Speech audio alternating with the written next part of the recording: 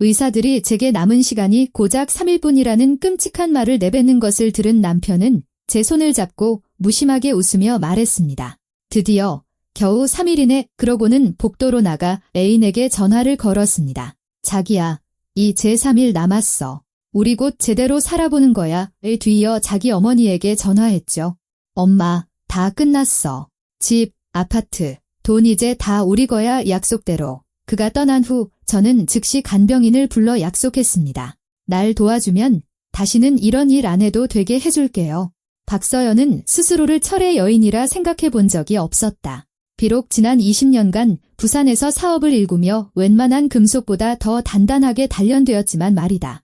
금정구에서 강서구까지 뻗어나간 유료 의료센터 체인 매드라이프, 센텀시티의 상업용 부동산, 3군데 은행의 두둑한 잔고까지. 이 모든 것은 그녀의 인생에 김민준이라는 젊은 행정직원이 나타나기 훨씬 전에 그녀 혼자 이룩한 것이었다. 무장해제시키는 미소와 세상에 더 중요한 사람은 없다는 듯이 경청하는 능력을 지닌 남자였다.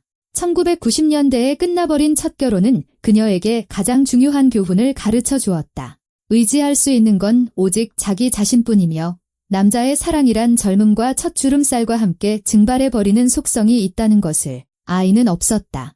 처음에는 그럴 경황이 없었고 다음에는 너무 늦었고 그 후에는 사설 의료계의 치열한 세상에서 살아남기 위해 매일같이 싸워야 했기에 어머니가 되는 것에 대해 생각할 틈조차 없었다. 60살이 되었을 때 그녀는 제국을 소유했지만 저녁은 텅 빈 교회의 저택에서 보냈다. 대리석 바닥에 울리는 자신의 발걸음 소리마저 돈으로 살 수 없는 것이 무엇인지 상기시켜주는 듯했다. 사장님, 너무 무리하시는 거 아니에요. 수간호사인 오미경 부장이 그녀에게 스스럼 없이 말할 수 있는 유일한 부하 직원으로서 입을 열었다. 집, 회사, 집 그러다 재무제표나 껴안고 늙으시겠어요. 그럼 내가 뭘 해야 하는데요? 오 부장, 서연은 서류에서 눈을 떼지 않은 채 대답했다. 공연 보러 극장에 가기도 행복한 연인들을 마주치기 싫어 레스토랑을 피하기도 지쳤는데 민주는 바로 그 공허함이 견딜 수 없어지고 외로움이 거의 물리적으로 느껴질 때쯤 나타났다. 서면 지점의 행정직원이었던 그는 싹싹하고 세심했으며 그녀보다 10살이나 어렸지만 잘생긴 젊은 남자들에게서 흔히 보이는 거만한 자신감은 없었다. 그는 사소한 것부터 시작했다. 부탁하지도 않은 커피를 가져다 주었고 퇴근 시간이 지나서까지 남아 서류 작업을 도왔다. 그러다 어느새 그녀의 피로를 알아보고 필요한 말을 건넬 줄 아는 유일한 사람이 되어 있었다. 광안대교 근처 레스토랑에서의 첫 저녁 식사는 세세한 부분까지 기억에 남았다. 불빛이 어두운 바닷물에 반사되어 또 하나의 뒤집힌 도시가 있는 듯한 환상을 만들어냈다. 민주는 김해에서의 어린 시절, 아버지가 돌아가신 후 홀로 자신을 키운 어머니, 그리고 꿈으로만 남은 꿈들에 대해 이야기했다. 사실 저는 의사가 되고 싶었어요. 그는 강가의 불빛을 바라보며 고백했다. 하지만 어머니는 혼자셨고 학비도 없었죠. 고등학교 졸업하자마자 일해야 했어요. 처음엔 짐꾼, 다음엔 판매원, 지금은 행정직원이죠. 대단한 건 아니지만 그래도 꿈꿨던 의료계 근처에라도 있잖아요. 그 솔직함이 어떤 찬사보다도 그녀의 마음을 사로잡았다. 결혼 첫 해, 민주는 정말로 다정하고 세심했으며 살균된 듯 럭셔리하기만 한 그녀의 집의 아늑함을 만들어낼 줄 알았다.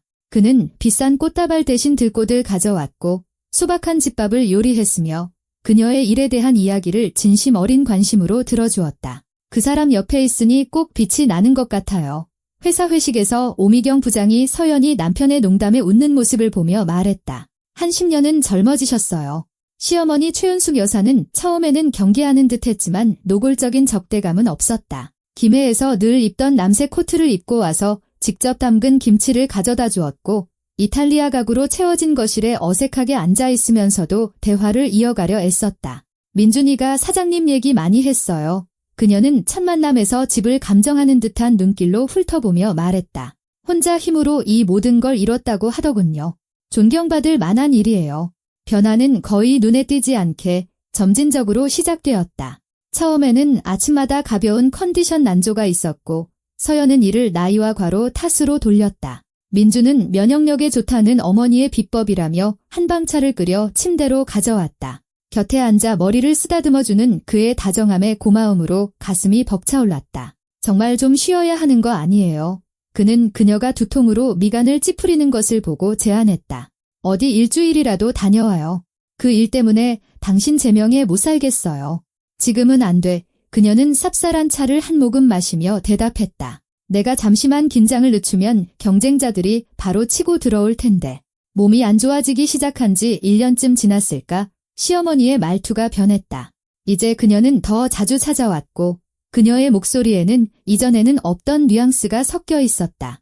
연민과 잘 숨겨지지 않는 우월감이 뒤섞인 말투였다. 안색이 안 좋네요. 사부인 이 그녀는 식탁 너머로 며느리를 뜯어보며 말했다. 우리 민준이는 아직 젊어서 살 날이 창창한데 사부인은 이제 나이가 나이잖아요. 엄마의 아들이 그녀를 제지했지만 어딘가 힘이 없고 예전 같은 단호함이 없었다. 바로 그때 1년 반 전 서연은 남편의 휴대폰에서 기수진이라는 여자에게서 온 메시지를 처음 발견했다. 언제 봐? 보고 싶어. 민주는 쉽게 설명했다. 예전 직장 동료인데 그냥 친구처럼 지내는 거라고. 그녀는 믿었다. 믿고 싶었기 때문에. 진실을 인정하는 것은 완전히 혼자 남게 됨을 의미했기 때문이다.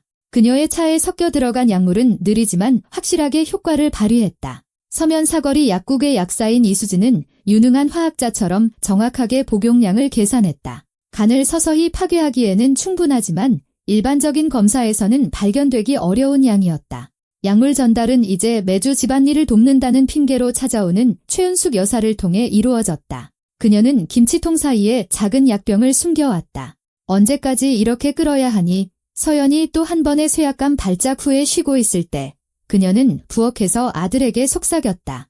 이웃들이 내가 언제쯤 이 닭장에서 나갈 거냐고 벌써부터 묻는단 말이야. 새해 전에는 해결된다고 약속했잖니. 조금만 참으세요. 엄마. 민주는 약병을 주방 앞치마 주머니에 숨기며 대답했다. 다 계획대로 되고 있어요. 의사들도 벌써 간 문제를 얘기하고 있고요. 조금만 더 있으면 스트레스, 나이, 만성질환으로 모든 게 자연스러워 보일 거예요. 서연은 이제 항상 곁에 있어주는 남편에게 점점 더 의지하게 되었다. 그는 사랑하는 아내를 돌보기 위해 직장까지 그만두었다. 병원에 데려다주고 팔을 부축해 주었으며 또 한 번의 절망적인 진단 후에 그녀를 위로했다. 주변 사람들 눈에는 끝까지 헌신적인 완벽한 남편이었다. 3주 전 이미 위독한 상태로 병원에 실려왔을 때 마지막 환상마저 무너졌다. 서울의 연구소에서 최악의 의심을 확인해 주었다. 혈액에서 비교적 건강한 사람의 몸에서는 나올 리 없는 완화 의료용 약물 성분이 검출된 것이다. 하지만 이미 너무 늦었다. 간은 기능을 멈추고 있었고 몸은 독소를 감당하지 못했다. 지금 그녀는 자신이 세운 의료센터의 VIP 병실에 누워 문밖에서 들려오는 희미한 목소리를 듣고 있었다. 오랜 지인인 배성재 원장이 민준에게 그녀가 이미 아는 사실을 설명하고 있었다. 말기 간부전입니다. 정말 안타깝지만 의학적으로는 손쓸 방법이 없습니다. 길어야 3일입니다. 이해합니다. 원장님. 남편의 목소리는 간신히 억누른 감정으로 떨리고 있었다. 최선을 다해주셨어요. 감사합니다. 서연은 수년간의 힘든 협상을 통해 터득한 기술을 사용하며 눈을 감았다. 얼굴의 긴장을 완전히 풀고 호흡을 고르게 유지하며 의식이 있다는 어떤 흔적도 보이지 않았다. 진정제 때문에 몸은 솜처럼 무거웠지만 정신은 메스처럼 날카로웠다. 민주는 소리 없이 병실로 들어와 침대 가장자리에 앉아 그녀의 힘없는 손을 잡고 입술로 가져갔다. 예전에는 그녀의 심장을 더 빨리 뛰게 했던 제스처였다. 그리고는 바로 귓가에 몸을 숙였다. 드디어 내가 이 날을 얼마나 기다렸는지 알아? 사랑하는 남편 역할을 연기하고 사업에 대한 당신의 잔소리와 그 거만함을 참아내는 게 얼마나 힘들었는지. 늙어가는 자신을 치장하려고 젊은 남자를 샀다고 생각했겠지? 착각이야, 여보. 내가 당신을 이겼어. 그는 일어나 복도로 나갔고 문을 살짝 열어두었다. 서연은 그가 번호를 누르는 소리, 목소리가 변하는 소리를 들었다. 이제 그의 목소리에는 승리자의 환희가 넘쳐 흘렀다. 수진아, 자기야, 다 끝났어. 길어야 3일 남았대. 의사들이 확인해줬어. 아파트, 집, 병원들, 곧 전부 우리 것이 될 거야. 휴가는 냈지? 잘했어. 장례식 끝나자마자 바로 떠나자. 모든 절차가 마무리될 때까지는 좀 기다려야 할 거야. 두 번째 전화가 바로 이어졌다. 엄마, 준비됐어. 짐 싸도 돼. 집은 내 명의로 하고 아파트는 엄마한테 줄게. 이제 지긋지긋한 김해의 낡은 빌라는 끝이야. 드디어 사람답게 살게 될 거라고. 응, 병원들도. 전부 계획대로야. 복도 끝에서 발소리가 사라졌을 때 서연은 눈을 떴다. 내면에서는 분노가 타올랐지만 의지력으로 그것을 얼음 같은 평정심으로 바꾸었다. 남은 시간은 얼마 없었지만 충분해야만 했다. 복도에서 양동이 소리가 났다. 야간 근무 간병인들이었다. 서연은 문 쪽으로 고개를 돌렸다. 저기요, 잠시 들어와 주세요. 피곤한 얼굴의 젊은 여자가 병실로 들어왔다. 윤지혜. 서연은 그녀의 사정을 기억했다. 반년 전 어머니를 여의었고 성공하지 못한 치료비 때문에 생긴 대출이 아직도 목에 돌덩이처럼 걸려 있었다. 무슨 일 있으세요? 박서연 사장님, 간병인이 손을 닦으며 물었다. 지혜 씨, 앉아서 아주 잘 들어요. 당신의 남은 인생이 여기에 달려 있으니까. 무슨 말씀이신지 지혜하게 될 거예요. 당신은 내 지인 범위에 속하지 않죠. 내 남편은 당신을 몰라요. 그에게 당신은 없는 사람이나 마찬가지야. 그게 당신의 강점이에요. 지금 나를 도와주면 다시는 이 바닥을 닦거나 월급날까지 동전을 세는 일은 없을 거예요. 어머니 치료비 대출은 내가 전액 갚아주고 이 아파트도 당신 소유가 될 거고요. 지혜는 얼어붙었다. 그녀의 눈에는 두려움과 절박한 희망이 뒤섞여 스쳐 지나갔다. 제가 뭘 하면 되죠? 내 협탁에서 휴대폰을 꺼내요. 연락처에서 정태우 변호사님을 찾아서 전화해요. 내가 급히 와달라고 한다고 전하세요. 그리고 나한테 전화를 넘겨주고 서류 작성할 때 증인으로 여기 남아있으면 돼요. 그게 다예요. 하지만 사장님 남편분이 내 남편은 자기 애인, 엄마랑 짜고 3년 동안 차에 독을 타서 계획적으로 날 죽여왔어. 서연이 단호하게 말을 잘랐다. 유산을 노리고 날 도울 건가요? 아니면 평생 푼돈 받으며 바닥이나 닦을 건가요? 지혜는 소독약에 붉게 부어오른 자신의 손을 내려다보더니 결심한 듯 협탁으로 다가갔다. 정태우 변호사님이라고요. 1분 후 수화기는 서연의 손에 들려 있었다. 정 변호사님, 새 유언장이 필요해요. 오늘 당장요. 김나리 비서도 같이 데려오세요. 필요한 서류 전부 챙겨오시고요. 그리고 가장 중요한 건 완전한 비밀 유지예요. 저 3년 동안 독살 당해왔어요. 정 변호사님, 남편, 시어머니, 그리고 약국에 있는 그 애인이요. 저들을 죽인 대가를 받지 못하게 할 유일한 기회예요. 와주실 수 있죠? 수화기 너머로 몇 초간의 침묵이 흘렀다. 이윽고 노련한 변호사의 마른 목소리가 들려왔다. 40분 안에 도착하겠습니다. 필요한 건 모두 챙겨가겠습니다. 서연은 지혜에게 휴대폰을 돌려주었다. 이제 기다리는 일만 남았어요. 그리고 아무에게도 한마디도 하면 안 돼요. 병실 창밖으로 10월의 부산은 이른 어둠 속으로 잠겨들고 있었다. 도시의 불빛이 하나둘 켜지며 낙동강의 검은 물결에 반사되었고 시간은 링거에서 떨어지는 물방울과 멈추기를 바라는 모든 이들을 비웃기라도 하듯 고집스럽게 계속 뛰는 심장 박동에 맞춰 느리게 흘러갔다. 시간은 차가운 유리에 붙은 끈적한 꿀처럼 느리게 흘러갔다. 지혜는 언제 불청객이 들이닥칠지 모르는 문과 한 톨의 힘이라도 아끼려는 듯 눈을 감고 누워있는 서연을 번갈아 쳐다보며 초조해하기 시작했다. 마침내 복도에서 의료진의 분주한 발걸음과는 전혀 다른 자신감 있고 규칙적인 발소리가 들려왔다. 병실로 흠잡을 데 없이 잘 맞는 진회색 정장을 입은 60대 남성과 가죽 서류 가방을 든 젊은 여성이 들어섰다. 서연의 오랜 변호사인 정태우는 5년 전 의료센터 인수 계약을 할 때와 똑같은 모습이었다. 관자놀이의 흰머리는 중후함을 더했고 얇은 안경 너머의 세심한 눈은 주위를 살폈다. 박서연 사장님이 그는 느긋한 걸음으로 침대로 다가가 낯선 일을 전문가의 시선으로 훑어보며 지혜에게 짧게 고개를 끄덕였다. 김 비서와 함께 왔습니다. 필요한 건 다 가져왔고요. 무슨 일이십니까? 서연은 눈을 뜨고 고통에 얼굴을 찡그리며 베개에 기댈 수 있게 도와달라는 손짓을 했다. 정 변호사님, 이렇게 빨리 와주셔서 감사합니다. 상황이 위급해요. 저는 3년 동안 계획적으로 독살당했어요. 남편이 시어머니, 그리고 약사 애인과 공모해서요. 독립된 서울연구소의 분석 결과 보고서가 집 금고에 있어요. 비밀번호는 제 어머니 생신이고요. 거기엔 자연적으로는 체내에 들어올 수 없는 농도의 완화 의료용 약물 성분이 검출되었다고 나와 있어요. 변호사의 얼굴은 돌로 깎아 만든 듯 굳어졌다. 그는 천천히 침대 옆 의자에 앉았다. 확실하십니까? 이건 반박할 수 없는 증거가 필요한 매우 심각한 혐의입니다.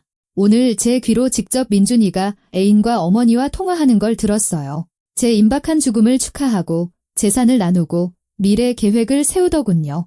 의사들은 제게 길어야 3일을 줬어요. 제게는 살인자들이 그토록 원했던 것을 빼앗을 시간이 딱 그만큼 남은 거예요. 상황은 이해했습니다. 정태우는 태블릿을 꺼내 서류를 빠르게 훑었다. 현행법상 유언장이 없다면 사장님의 재산 대부분이 혼전 재산임에도 불구하고 모든 재산은 제1순위 상속인인 배우자에게 넘어갑니다. 바로 그 때문에 변호사님을 부른 겁니다. 서연은 떨리는 손으로 창가에 서서 배경과 하나가 되려는 듯 서 있는 지혜를 가리켰다. 제 모든 재산, 단 한 푼도 남김없이 이 아가씨에게 유증할 생각입니다. 정태호는 눈썹을 치켜올리며 간병인 쪽으로 몸을 돌렸다. 직설적으로 여쭙겠습니다만 이렇게 이례적인 결정을 내리신 이유가 무엇입니까? 우린 1시간 전에 만났어요. 서연은 지혜가 입을 열 틈도 주지 않고 잘라 말했다. 그리고 거기에 모든 핵심이 있죠. 이 아가씨는 제 인간관계의 원밖에 완전히 벗어나 있어요. 민준이는 이 사람의 존재 자체를 몰라요. 그에게는 길거리의 행인이나 마찬가지죠. 어떤 교차점도 압력을 가할 수단도 없어요. 게다가 더 적합한 후보를 찾을 시간도 제겐 없고요. 아가씨 변호사는 손가락을 깍지 낀 채 지혜에게 말했다. 이 결정의 규모를 인지하고 있습니까? 의료센터 체인, 부동산, 예금 계좌까지 수백억 원에 달합니다. 당신은 표적이 될 겁니다. 배우자는 모든 방법을 동원해 유언의 효력을 다툴 것이고 극단적인 수단도 배제할 수 없습니다. 준비되셨습니까? 지혜는 소독제와의 잦은 접촉으로 붉게 부어오르고 손톱이 부러진 자신의 손을 내려다보았다. 그리고는 고개를 들었다. 제가 잃을 게 뭐가 있겠어요? 평생 바닥이나 닦고 어머니 치료비 대출은 연금을 받을 때까지 갚아야 할 텐데요. 벗어날 희미한 기회라도 생겼다면 위험을 감수할 준비가 되어 있어요. 타당하군요. 정태우가 김 비서에게 지시했다. 송혜란 공증인에게 즉시 연락하세요. 그리고 도립병원에서 정신과 의사를 한 분 찾아봐요. 반드시 박 사장님 의료센터 시스템 소속이 아닌 분으로. 행위 능력에 대한 소견서 없이는 유언장이 순식간에 무효가 될 수 있으니까. 서연은 힘이 빠져나가는 것을 느끼며 베개에 기댔다. 정 변호사님, 유언장에 변호사님에 대한 두둑한 수임료도 포함시켜주세요. 그녀는 고개를 지혜 쪽으로 돌렸다. 그리고 한 가지 부탁이 있어요. 이 일을 끝까지 마무리해줘요. 민준이가 죗값을 치르고 감옥에 가도록 만들어줘요. 약속할 수 있죠? 약속할게요. 지혜가 간신히 들릴 듯한 목소리로 대답했다. 30분 후 병실은 즉석 공증사무소로 변했다. 책상에는 비정상적인 상황에 익숙한 엄격해 보이는 안경을 쓴 풍채 좋은 여성인 송혜란 공증인이 자리를 잡았다. 옆에는 도립병원의 정신과 의사 신은정 씨가 앉아 있었다. 날짜, 장소, 현재 시사에 대한 표준적인 질문을 마친 후 정신과 의사는 소견을 내렸다. 환자는 모든 상황을 완벽하게 인지하고 있습니다. 의식은 명료하고 사고는 논리적이며 완전한 법적 행위 능력을 갖추고 있습니다. 공증인은 노트북 키보드를 두드리며 서류 작성을 시작했다. 그럼 모든 재산을 시민 윤지혜 씨에게 유증하시는군요. 배우자의 유류분 권리를 박탈하는 것임을 인지하고 계십니까? 모든 결과를 완전히 인지하고 있습니다. 이것이 저의 최종 결정입니다. 강압 없이 자의로 결정하신 겁니까? 네. 정태우는 모든 절차를 비디오로 녹화했다. 서연은 떨리는 손으로 서명했다. 수십 년간의 비즈니스 서신 교환으로 단련된 근육기억이 틀림없이 작동했다. 김나리 비서와 옆병동의 수간호사가 증인으로 나섰다. 절차가 완료되었습니다. 공증인은 서류를 닫았다. 유언은 해당 사유가 발생한 후에 효력이 발생합니다. 원본은 공증인 협회에 보관하겠습니다. 서연은 떠나려는 정태우를 손짓으로 멈춰 세웠다. 형사 고소 준비는 즉시 시작하세요. 분석 결과, 제 진술, 어떤 증거든 상관없어요. 민준이는 자기가 저지른 일에 대해 대가를 치러야만 해요.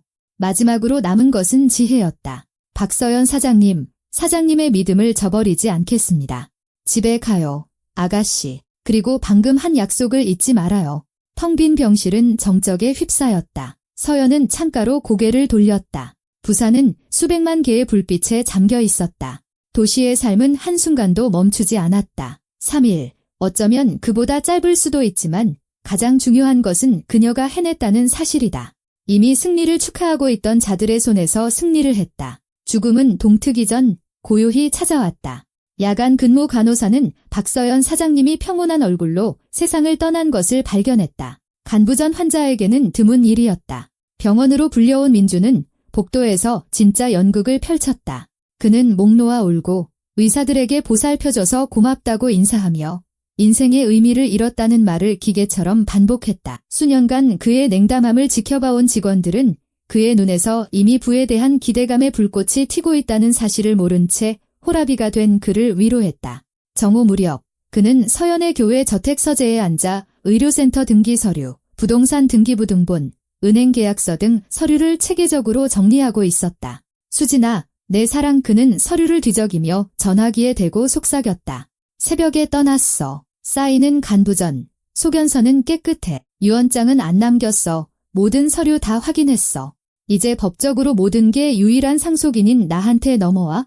당신 어머니도 이미 알아. 기뻐서 난리야. 물론이지. 약속대로 아파트는 그분 명의로 해줄 거야. 그럴 자격 있어. 수년간 굴욕을 참아왔으니까. 민준 씨, 상속 절차 너무 오래 끌지 마. 걱정 마. 6개월 안에 이 제국을 다 팔아치우고 우린 사라질 거야. 제주도, 동남아, 두바이, 어디든 당신이 원하는 곳으로. 그는 크리스탈 디켄터에서 코냑을 따랐다. 헤네시 파라디 임페리얼. 한 병에 수백만 원을 호가하는 한정판이었다.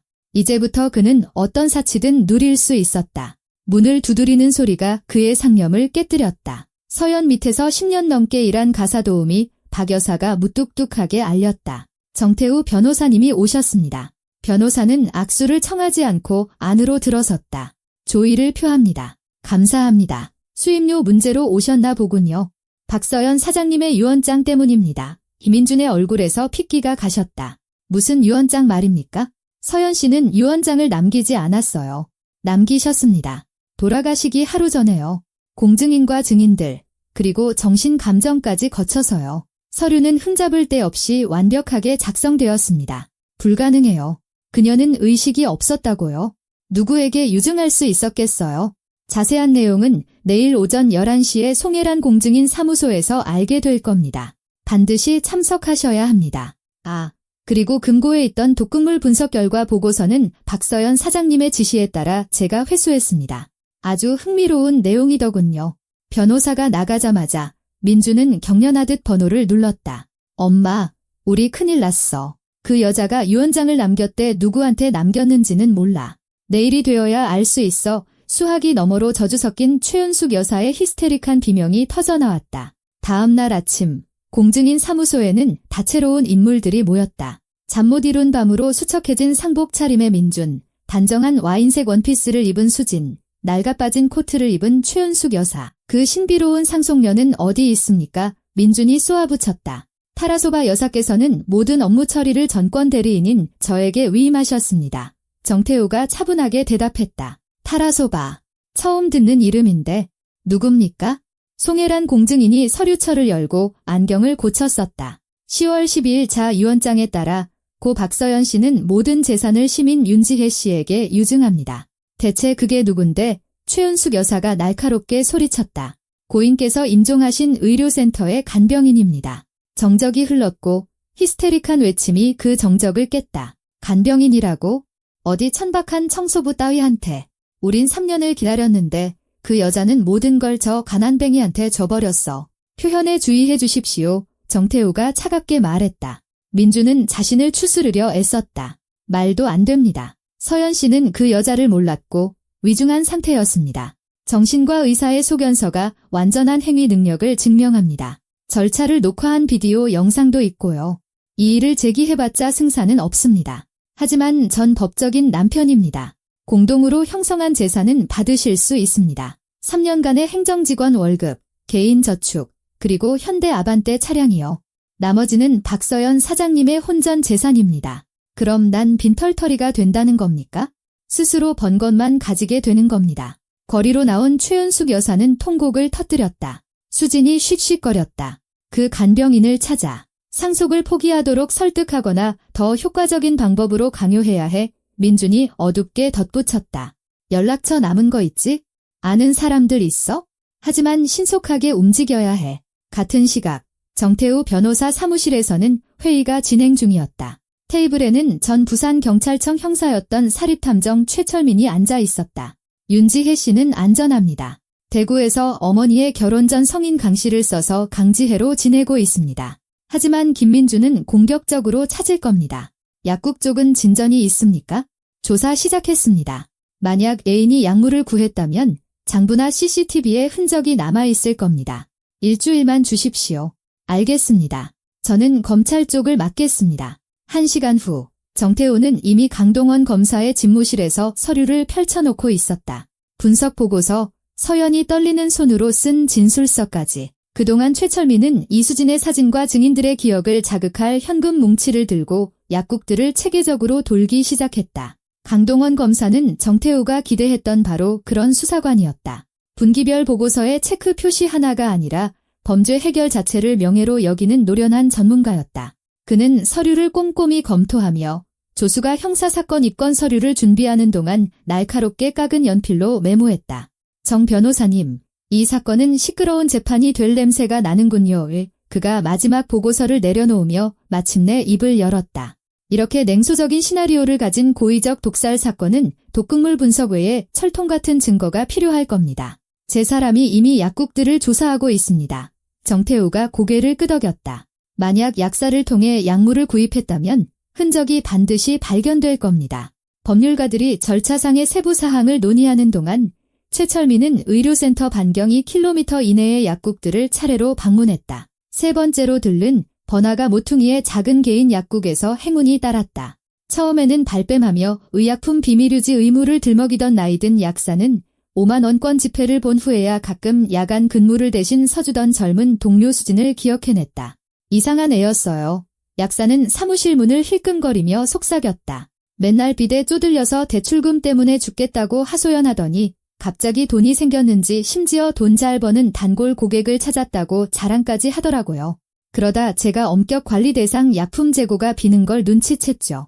파손으로 처리하긴 했는데 너무 자주 일어나서 이상하다 싶었어요. CCTV 영상 기록을 좀 볼 수 있을까요?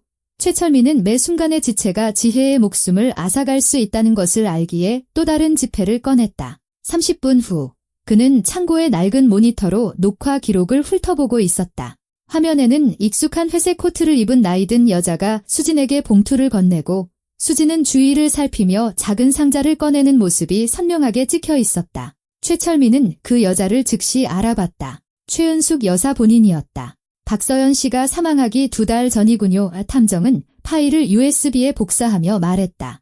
이제 독극물 공급자와 살인자, 가족 사이의 직접적인 연관 증거를 확보했습니다. 다음 날, 이수진은 수사관의 집무실에 앉아 낡은 스웨터 자락을 초조하게 만지작거렸다. 강동원 검사가 CCTV 화면을 보여주자 영상이 재생될수록 그녀의 얼굴은 점점 더 창백해졌고 손이 눈에 띄게 떨리기 시작했다. 이수진 씨, 이 여성에게 어떤 약을 건네고 있는지 설명해 주시겠습니까? 수사관이 모니터 화면을 가리키며 물었다. 그건 그분 친척 약인데요. 그녀가 간신히 들릴 듯한 목소리로 중얼거렸다. 구체적으로 어떤 약이죠? 이름과 용량을 말하세요.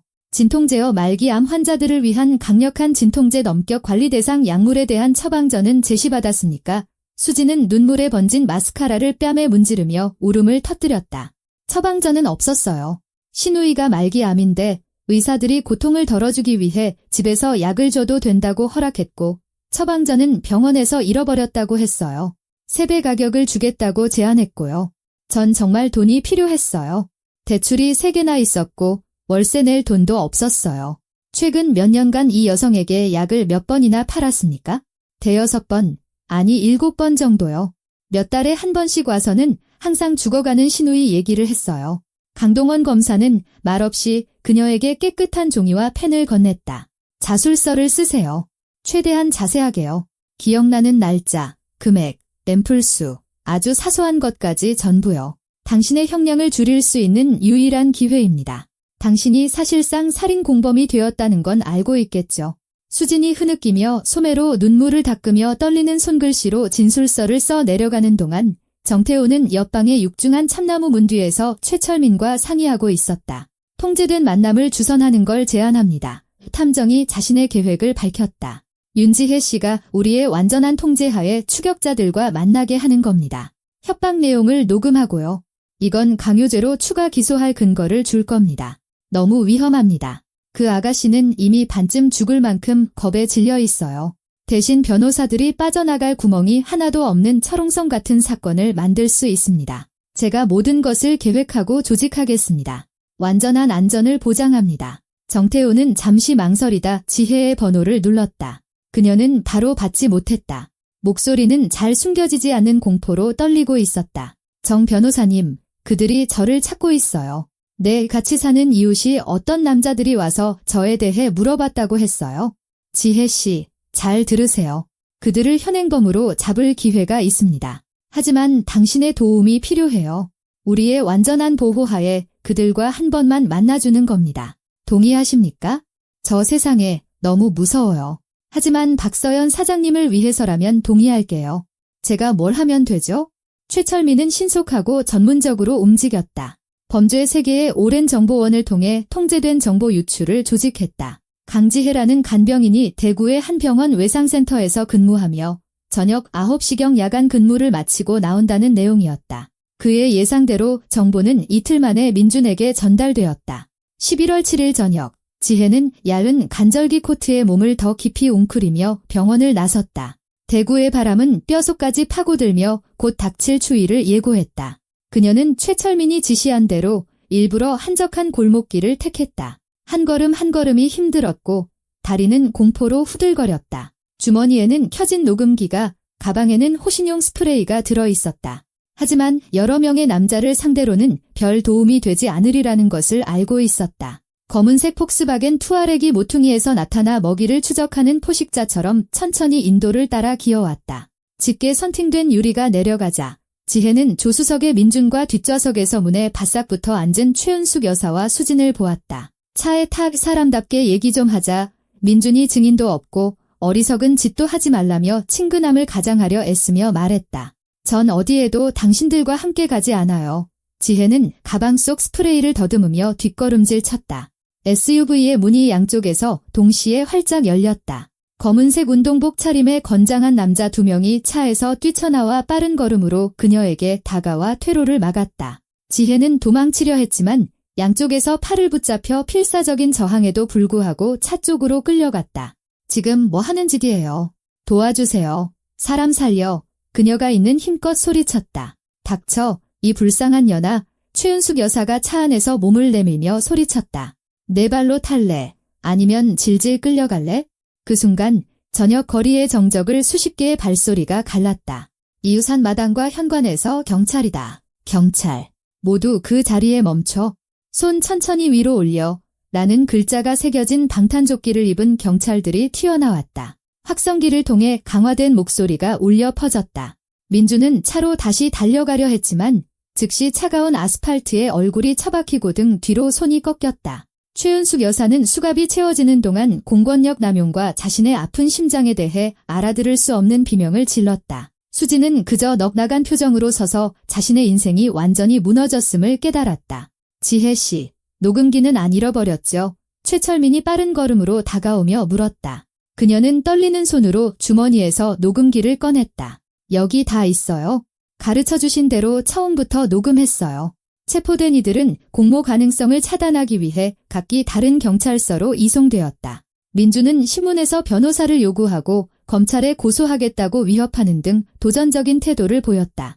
하지만 강동원 검사가 닥쳐 이년아 좋은 말로 할 때 타 같은 거친 말이 선명하게 들리는 녹음 파일을 틀자 그의 모든 허세는 순식간에 사라졌다. 그러나 살인미수 혐의를 제기하기에는 증거가 불충분했다. 공식적으로 그들은 단지 대화를 시도했을 뿐이었다. 하루 뒤 수진은 출국금지 조건으로 풀려났고 최은숙 여사 역시 나이와 건강 상태를 이유로 풀려났다. 민주는 살인사건의 주 용의자로 구금되었다. 유치장에서 일주일을 보낸 후 민주는 자신의 절망적인 상황을 깨달았다. 그는 공식적으로 수사에 협조하기로 동의했지만 속으로는 전혀 다른 마지막이자 가장 필사적인 계획을 꾸미고 있었다.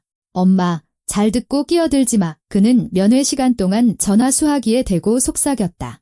변호사가 내가 출국 금지 조건으로 풀려날 거라고 해. 번개처럼 움직여야 해. 저 계집애가 우리의 유일한 문제야. 걔가 없으면 주요 증인도 없고 유산을 노린 살인 혐의의 동기도 없어지는 거야? 무슨 생각이야? 아들아, 최은숙 여사의 목소리에는 불안과 희망이 섞여 있었다. 찾아서 유산 포기 각서에 서명하게 강요할 거야? 만약 거절하면 대구 근처에 버려진 채석장들 많잖아. 지하수로 가득 찬 곳들.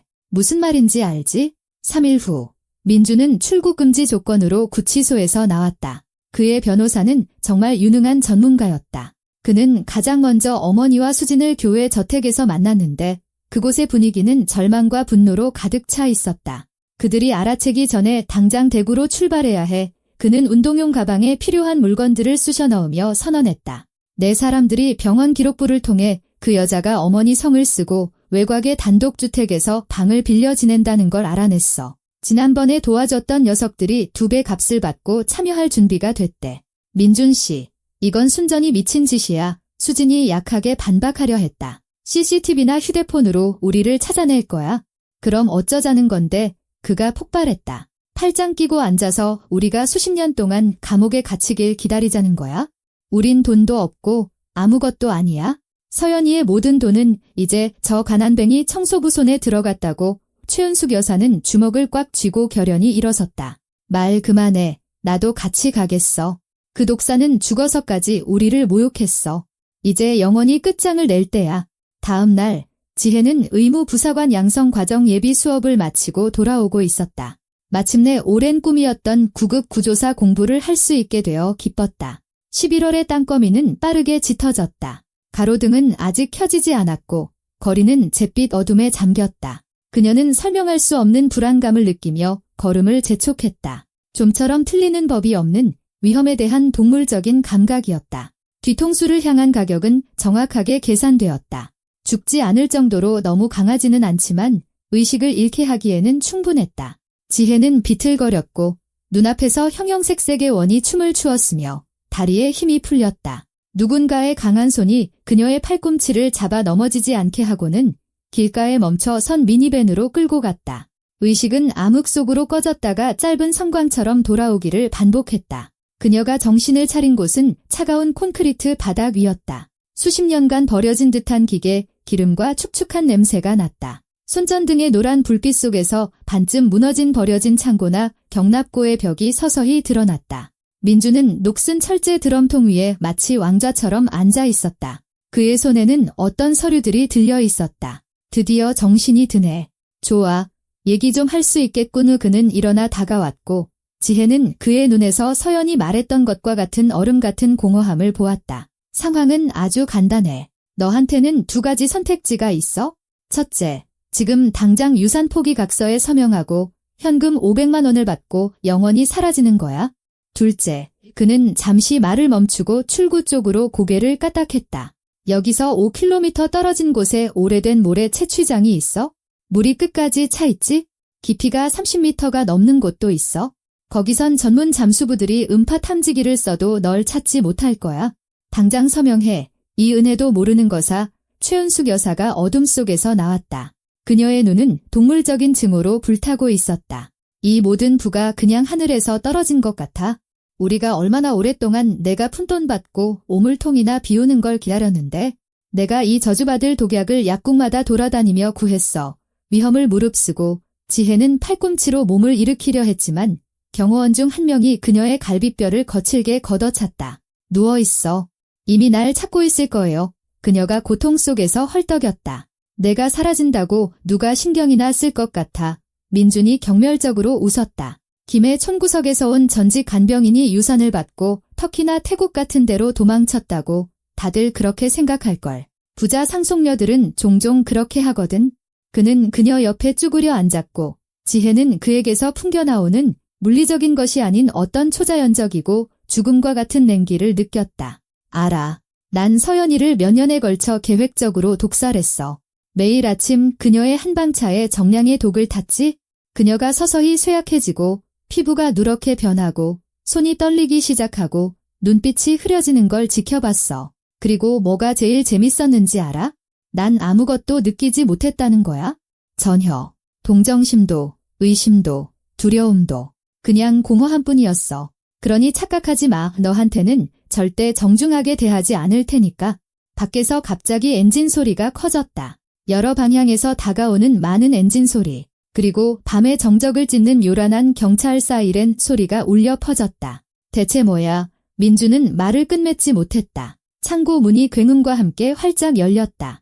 눈부시게 밝은 탐조등 불빛이 눈을 찔렀다. 경찰이다. 특수작전 중. 무기 버리고 손머리 위로. 모두 엎드려. 저항 시 발포하겠다. 가면과 방탄조끼를 착용한 경찰 특공대원 수십 명이 안으로 쏟아져 들어와 자리를 잡았다. 저항은 무의미하고 자살 행위였다. 민주는 기름때 묻은 콘크리트 바닥에 거칠게 얼굴이 처박히고등 뒤로 손이 꺾였다. 그의 어머니는 고혈압과 아픈 심장에 대해 알아들을 수 없는 비명을 질렀지만 그녀 역시 아무런 격식 없이 바닥에 눕혀졌다. 수지는 저항하려는 시도조차 하지 않고 그저 무릎을 꿇고 얼굴을 두 손으로 감쌌다. 최철민은 마지막으로 들어왔다. 그는 지혜가 일어나는 것을 돕고 바로 그 드럼통 위에 앉혔다. 힘내요. 다 끝났습니다. 우리는 김민준이 부산을 떠난 순간부터 그의 휴대폰 위치를 추적하고 있었습니다. 경로가 대구로 향했을 때 그가 어디로 가는지 분명해졌죠. 아주 용감하게 버텨냈어요. 저 또 녹음이 된 것 같아요. 지혜는 기적적으로 떨어지지도 부서지지도 않은 녹음기를 안주머니에서 떨리는 손으로 꺼냈다. 그가 또 자백했어요. 박서연 사장님을 어떻게 독살했는지 다 이야기했어요. 재판은 4개월간 이어졌고 언론에 큰 반향을 일으켰다. 성공한 여성 사업가를 남편이 유산을 노리고 냉혹하게 살해한 사건은 산전수전 다 겪은 대중에게도 충격을 주었다. 민주는 뉘우치는 척 연기하려 했다. 그의 변호사는 정상 참작 사유와 심신미약을 주장했지만 그의 자백이 담긴 녹음 파일과 수많은 증인들의 증언은 재판부에 재량의 여지를 남기지 않았다. 판결은 가혹했지만 지극히 공정했다. 김민주는 특별가중처벌이 적용된 고의적 살인 및 살인미수 혐의로 징역 21년을 선고받았다. 최은숙 여사는 살인 공모 및 납치 조직 혐의로 징역 12년을, 수사에 적극 협조하고 상세한 증언을 한 이수진은 징역 5년을 선고받았다. 다음 해봄, 부산의 벚꽃이 만발했을 때 지혜는 이제 온전히 자신의 것이 된 해운대의 아파트 파노라마 창가에 서 있었다. 법원은 최종적으로 유언장의 법적 효력을 인정했고 그녀는 공식적으로 상속권을 행사하게 되었다. 수백억 원 김해 출신의 평범한 간병인이 가장 대담한 꿈에서도 꿀 수 없었던 금액이었다. 그녀는 가장 먼저 어머니의 치료비 대출을 전액 상환했다. 지난 3년간 다모클레스의 검처럼 그녀를 짓눌렀던 그 저주받을 빚이었다. 그 다음에는 가장 힘든 시기에 그녀를 지지해 주었던 이모를 위해 김해의 작지만 아늑한 방 2개짜리 아파트를 사주었다. 의료센터는 팔지 않기로 결정하고 전문 경영인을 고용하여 안정적인 수입원으로 만들었다. 나머지 자금은 정태우 변호사의 조언에 따라 3군데의 다른 은행에 예금으로 분산했다. 위험 분산이었다. 박서연 사장님은 당신이 행복해지는 모습을 보고 싶어 하셨을 겁니다. 변호사는 마지막 서류를 건네며 마지막 만남에서 말했다. 이 기회를 현명하게 사용하세요. 사장님의 믿음에 보답하도록 노력하겠습니다. 제가 감사함의 표시로 할 수 있는 최소한의 일이니까요. 가을 저녁, 서연이 세상을 떠난 지 정확히 1년 후, 지혜는 다시 이 아파트를 찾았다. 모든 것이 그대로 남아있는 방들을 천천히 둘러보다가 침실 문턱에서 멈춰섰다. 침대 옆 협탁에는 은색 액자 속 사진이 놓여 있었다. 젊은 시절의 서연, 아름답고 자신감 넘치며 미래에 대한 계획과 희망으로 가득 찬 모습이었다. 사장님 이지혜는 침대 가장자리에 걸터앉으며 조용히 말했다. 1년이 지났고 모든 것이 사장님이 계획하신 그대로 이루어졌어요. 민준이는 20년이 넘는 형을 받았어요. 사실상 그에게는 종신형이나 마찬가지죠. 시어머니도 오랫동안 감옥에 있을 거고요. 그들의 공범도 탐욕에 대한 대가를 치르고 있어요. 그들은 독약 한 방울 한 방울, 사장님이 겪으신 고통의 매일매일에 대한 죗값을 받았어요. 그녀는 사진을 보며 잠시 침묵했다가 말을 이었다. 모든 것에 감사드려요. 믿을 수 없는 신뢰와 인생을 새롭게 시작할 기회를 주신 것에 대해서요. 사장님은 복수를 이루셨지만 제게는 그보다 더 큰 것을 주셨어요. 품위 있게 살 수 있는 기회를요. 저는 이제 구급 구조사가 되려고 공부하고 있어요. 사람들을 돕고 치료할 거예요. 아마 이게 제가 사장님께 드릴 수 있는 최고의 감사가 아닐까 싶어요. 지혜는 일어서서 사진 액자를 소중히 바로 하고는 문을 조심스럽게 잠그고 아파트를 나섰다. 복수심도, 영혼을 갉아먹는 증오도, 몸을 마비시키는 공포도 없는 삶이 계속되었다. 죽어가던 한 여성이 자신의 죽음을 통해 숭고한 정의의 승리를 이끌어내며 그녀에게 선물한 그저 평범한 삶이었다.